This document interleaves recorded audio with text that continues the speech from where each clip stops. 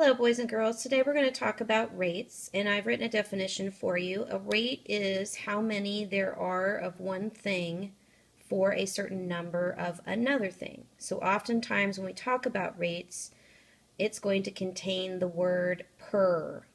I have some examples listed here for you. The first one is $2.25 per pound, or you can write it $2.25, and you see the slash right here. That actually means per pound.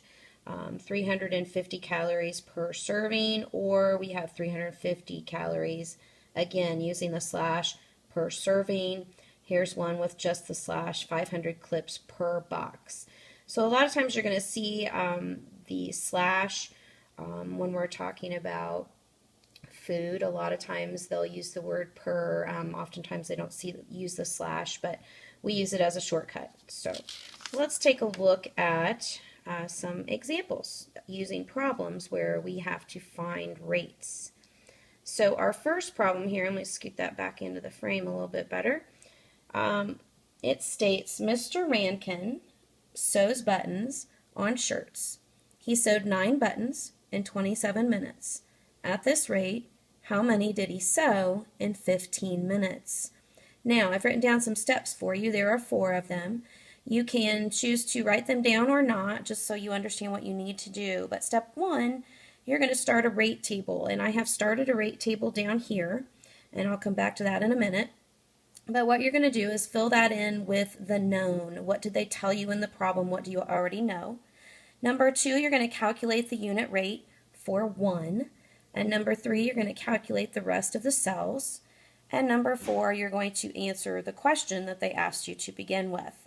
So I've started my rate table, and I put in buttons and I put in minutes because that's what they talked about in the problem. And I filled in 9 for buttons and 27 for minutes, because if you recall in the problem it told us up here that he sewed 9 buttons in 27 minutes. So we've got to figure out how many buttons he could sew in 1 minute first before we can start. So the way that we're going to do that is we're going to divide 27 divided by 9. And let me think for a minute, and you need to as well. What times 9 is 27? That would be 3. So we're going to come down here, and this is the 1 button. So it's going to take 3 minutes, which my marker's not going to work today, 3 minutes to do 1 button. So now, if I know that 1 button takes 3 minutes, 2 buttons, if I take 2 times 3, is going to take 6 minutes, and 3 buttons, 3 times 3, is going to take 9 minutes. 4 buttons, 4 times 3, is going to take 12 minutes. And 5 buttons, 5 times 3, is going to take 15.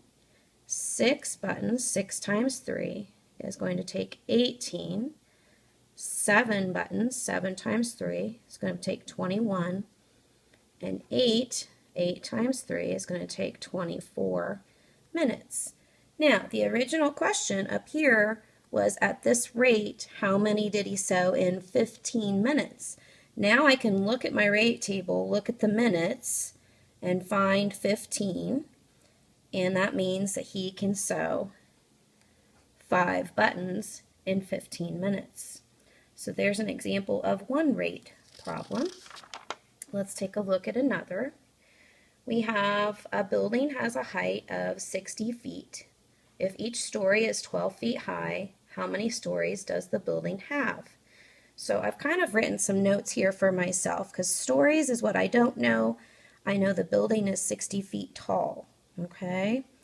Now, how do I figure this out? I know each story is 12 feet because it tells me that in the problem. So that means that 1 story, I know the one for this one, is going to be 12 feet high. So that means 2 is going to be 2 times 12, 24. 3 times 12 for 3 stories is going to be 36. 4 times 12 is going to be 48. 5 times 12 is going to be 60. Oh, I've already hit 60, which we know is the height of the building. So, the building has 5 stories. Okay? Let's take a look at one more. Sam received $4 a week as an allowance. If he saves all of his money, how much will he have after 1 year? Okay, so I've started a rate table, as you can see. I've got a week and I've got allowance because we know that for 1 week he gets $4. We're trying to figure out how much he would get in a whole year. So I could start my rate table and I could fill it in and realize that, okay, I could keep going this way. 3 times 4 is going to give me $12. And I continue on my way, 16, and so on. But if you will recall, or if you know how many weeks there are in 1 year, for this particular problem, we might not have to do a rate table. Okay, because I know that there are 52 weeks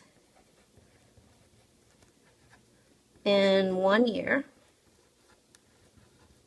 And I know he makes $4 a week, so I could take that 52 times the $4. And that would tell me that he would make $208 for a year if he saved all of his money. Okay? So that one was a little bit different than the others. I mean, we could do a rate table if you want to, but you'd have to go all the way out to 52, and that would take you a little while. But you can still do it that way. So, in reviewing, we talked about rates, and that is how many there are of one thing for a certain number of another, and we usually have the word per. And when we go to do rate problems, we want to make sure that we go through these steps and start a rate table, calculate to get the unit for the one, and then fill in the rest of the cells and be able to answer that question. If you have any questions or you're confused about anything, please make sure to write that down on your note paper so you can bring it to class and ask me. I'll see you then. Toodles.